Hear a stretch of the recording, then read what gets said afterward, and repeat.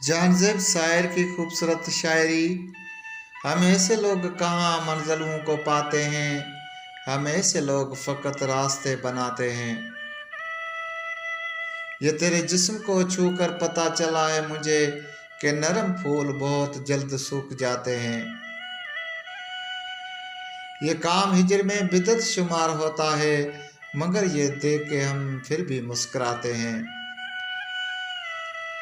नजर न आएंगे तुझको गुबार उड़ने दे, तेरे लिए जो मुझे राह से हटाते हैं।